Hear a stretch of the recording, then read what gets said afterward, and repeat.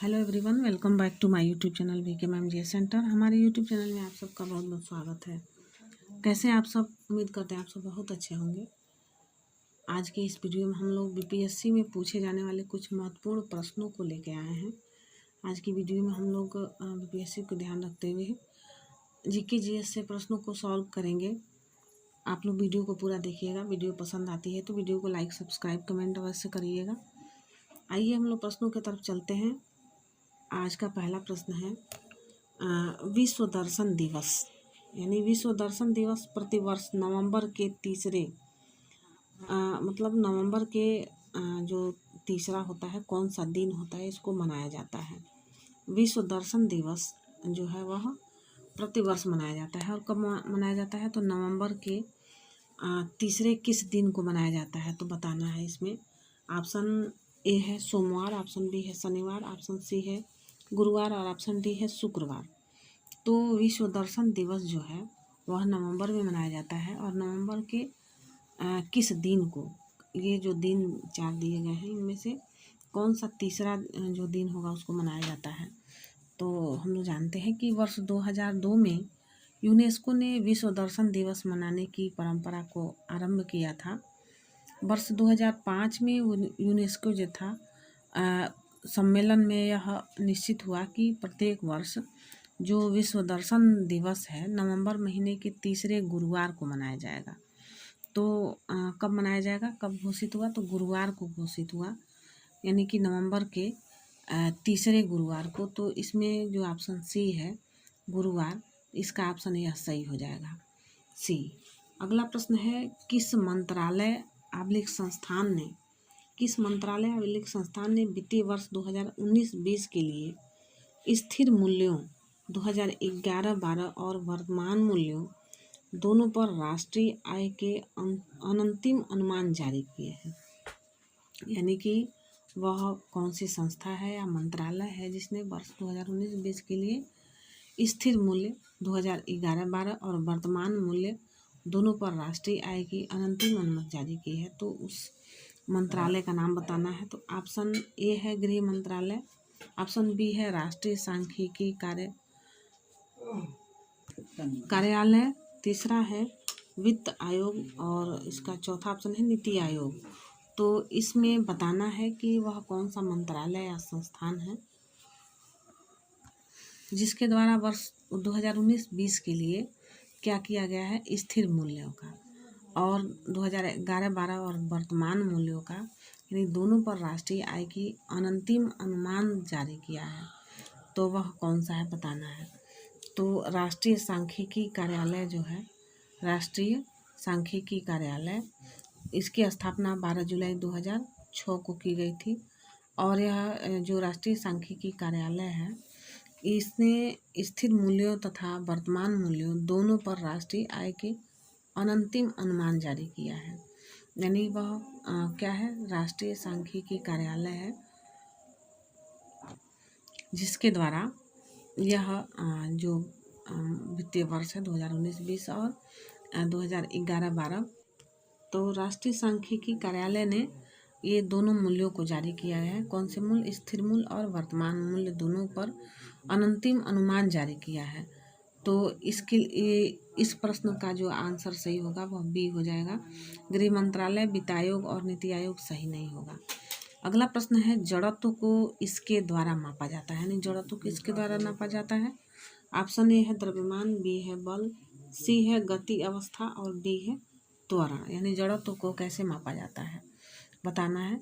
तो हम लोग जानते हैं कि किसी वस्तु का वह गुण जो उसकी गति की अवस्था में किसी भी प्रकार के परिवर्तन का विरोध करता है जड़त्व कहलाता है, और जड़त्व को उसके द्रव्यमान द्वारा मापा जाता है। तो यह जड़त्व का जो परिभाषा है कि यानी कि किसी वस्तु का वह गुण जो उसकी गति की अवस्था को किसी भी प्रकार के परिवर्तन का विरोध करता है, तो वह क्या करता है, वह जड़त्व कहलाता है। और जड़त्व को द्रव्यमान के द्वारा मापा जाता है। तो इसका ऑप्शन ए सही हो जाएगा, द्रव्यमान। अगला प्रश्न है, भारतीय रिजर्व बैंक अधिनियम 1934 की धारा के अनुसार अगला प्रश्न है, भारतीय रिजर्व बैंक अधिनियम 1934 की धारा कौन सी धारा है उसके अनुसार बैंक को सभी मूल्य वर्गों के बैंक नोट को जारी करने का पूर्ण अधिकार प्राप्त है। यानी कि भारतीय रिजर्व बैंक अधिनियम 1934 की वह कौन सी धारा है जिसके तहत बैंक के सभी मूल्य वर्गों के बैंक नोट जारी करने का पूर्ण रूप से अधिकार प्राप्त है। ऑप्शन ए है 20, ऑप्शन बी है 32, ऑप्शन सी है 25 और ऑप्शन डी है 22। इसमें बताना है कौन सा ऑप्शन सही होगा। तो भारतीय रिजर्व बैंक अधिनियम 1934 जो है उसकी धारा 22 है। क्या है 22? इसके अनुसार जो बैंक है बैंक के सभी मूल्य वर्गों के नोट जारी करने का पूर्ण अधिकार प्राप्त है और रिजर्व बैंक भारत की अर्थव्यवस्था को नियंत्रित करता है। इसका स्थापना 1 अप्रैल 1935 को हुआ था। तो यह इसमें जो धारा होगी वह कौन सी होगी? तो 22 धारा के अनुसार 22 में, तो इसका ऑप्शन डी सही हो जाएगा। अगले प्रश्न पे हम लोग आते हैं। अगला प्रश्न है निम्नलिखित में से कौन 2020-21 हीरो इंडियन सुपर लीग का प्रतिभागी नहीं है? तो 2020-21 में हीरो इंडियन सुपर लीग का प्रतिभागी जो नहीं है, इसमें से 4 ऑप्शन है। ऑप्शन ए है ओडिशा FC, बी है बेंगलुरु FC, सी है जमशेदपुर FC और डी है कोच्चि FC। तो इस प्रश्न का सही ऑप्शन कौन सा होगा बताना है कि 2020-21 में इंडियन सुपर लीग प्रतिभागी नहीं रहा, तो इनमें से कौन सा ऑप्शन सही होगा। तो हम लोग जानते हैं कि जो हीरो इंडियन सुपर लीग है भारतीय व्यावसायिक फुटबॉल लीग है और लीग में पूरे भारत से 11 टीमें खेलती है। इस लीग में पूरे भारत से कितनी टीमें खेलती हैं? तो 11 टीमें खेलती हैं। कोच्चि FC कोचीन केरल के कोच्चि में स्थित एक भारतीय संघ फुटबॉल क्लब था। इस लीग का कोई प्रतिभागी नहीं है, तो इसलिए जो इसका ऑप्शन होगा वह कौन सा सही हो जाएगा? तो डी सही हो जाएगा, कोच्चि FC। अगला प्रश्न है पौधों और पशुओं में जैविक घटनाओं जैसे फूल आना, पत्तियां निकलना, सुसुप्तावस्था, प्रजनन और प्रावसन आदि के समय का अध्ययन कहलाता है। तो इसमें 4 ऑप्शन दिए गए हैं। इन चारों ऑप्शन में पहला है लाइकेनोलॉजी, बी है फिनोलॉजी, सी है सिनेंथेरोलॉजी और डी है पोमोलॉजी। तो यह जो पौधे और पशुओं में जैविक घटनाएं होती है जैसे फूल आना, पत्तियां निकलना, सुसुप्तावस्था, प्रजनन और प्रावसन आदि का जो अध्ययन है वह क्या कहलाता है? हम लोग जानते हैं कि पौधों और पशुओं में जैविक घटनाओं जैसे फूल का आना हुआ, पत्तियों का निकलना हुआ, सुसुप्तावस्था हुआ, प्रजनन और प्रावसन आदि के समय का जो अध्ययन होता है वह फिनोलॉजी के अंतर्गत आता है। तो इस प्रश्न का जो सही ऑप्शन होगा बी फिनोलॉजी, वह सही हो जाएगा।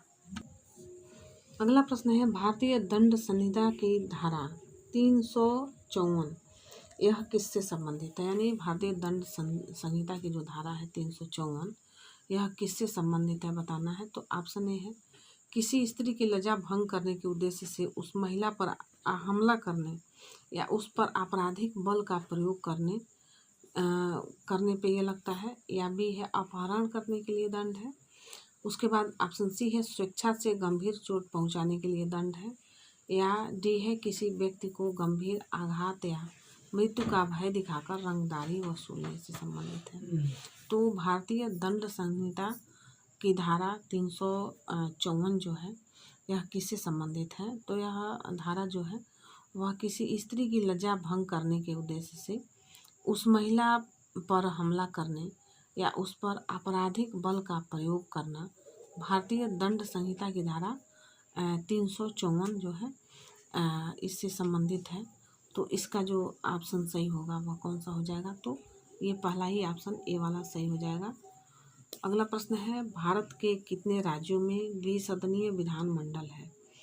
तो इसमें राज्यों के नाम संख्या बताना है। तो ऑप्शन ए है 7, बी है 4, सी है 6 और डी है 2। तो भारत के जो राज्य हैं इनमें से कितने राज्य हैं जिनमें द्विसदनीय विधानमंडल है, यह बताना है इसका आंसर। हम लोग जानते हैं कि वर्तमान में जो 6 राज्य हैं, इनमें क्या है कि द्विसदनात्मक विधायिका है। वे जो राज्य हैं 6 वे कौन कौन से हैं? तो उत्तर प्रदेश है, आंध्र प्रदेश है, महाराष्ट्र है, बिहार है, कर्नाटक और तेलंगाना है। तो यहाँ पे यह जो ऑप्शन सी वाला है वह सही हो जाएगा, क्योंकि भारत में 6 राज्यों में द्विसदनीय विधानमंडल की व्यवस्था है। अगला प्रश्न है, स्वामी दयानंद सरस्वती द्वारा आर्य समाज की स्थापना किए जाने के समय भारत का वायसराय कौन था? यानी स्वामी दयानंद सरस्वती के द्वारा जब आर्य समाज की स्थापना हुई थी, उस समय भारत का वायसराय बताना है कौन था। तो इसमें ऑप्शन पहला है लॉर्ड लैंसडाउन, बी है लॉर्ड कर्जन, सी है लॉर्ड नॉर्थब्रुक और डी है लॉर्ड डलहौजी। तो जब आर्य समाज की स्थापना हुई थी किसके द्वारा? तो स्वामी दयानंद सरस्वती के द्वारा हुई थी। कब हुआ था? तो 10 अप्रैल 1875 को हुआ था और मुंबई में ये किया गया था। उस समय भारत का जो वायसराय था उसका नाम था लॉर्ड नॉर्थब्रुक था। तो इसलिए इसका जो ऑप्शन सी है वह ऑप्शन सी सही हो जाएगा। अगले प्रश्न पे आते हैं हम लोग। निम्नलिखित में से कौन सा भारत का पहला स्वदेश विकसित टीका है जिसे सीरम इंस्टीट्यूट ऑफ इंडिया ने bill and Melinda Gates foundation और पाथ के सहयोग से विकसित किया है? तो बताना है कि वह भारत का पहला स्वदेशी विकसित टीका उसका बताना है किस चीज़ का है, जिसे सीरम इंस्टीट्यूट ऑफ इंडिया ने bill and Melinda Gates foundation और पाथ के सहयोग से विकसित किया गया है। तो इसमें ऑप्शन है, पहला ऑप्शन है निमोसिल, बी है हैजा, सी है छोटी चेचक और डी है एंथ्रेक्स। तो इसमें कौन सा ऑप्शन सही हो जाएगा बताना है। तो सब लोग जानते हैं कि सीरम इंस्टीट्यूट जो है, सीरम इंस्टीट्यूट ऑफ इंडिया एक भारतीय संस्थान है जो टीके सहित प्रतिरक्षात्मक दवाइयों का एक प्रमुख निर्माता है। इसकी स्थापना 1966 में हुआ था। साइरस पूनावाला ने इसकी स्थापना की थी। इन्होंने मेलिंडा गेट्स फाउंडेशन और पाथ के सहयोग से नीमोसिल का टीका विकसित किया था। तो यहाँ पे नीमोसिल जो ऑप्शन ए पे है, तो यह ऑप्शन सही हो जाएगा, क्योंकि नीमोसिल की टीका का विकास हुआ था, तो इसलिए ऑप्शन ए सही हो जाएगा। हैजा, छोटी चेचक और एंथ्रेक्स नहीं होगा, लेकिन क्या होगा? इसका ऑप्शन ए सही होगा।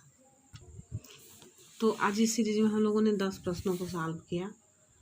उम्मीद है कि आप लोगों को वीडियो अच्छा लगेगा। आप लोग हमारे वीडियो पे कमेंट अवश्य करिएगा, हमारे चैनल को सब्सक्राइब ज़रूर करिएगा और वीडियो को पूरा देखिएगा। जो भी पीछे की वीडियो उसको जाके आप लोग देखिएगा। मिलते हैं हम लोग अगली वीडियो में। Thanks for watching this video. जय हिंद, वंदे मातरम।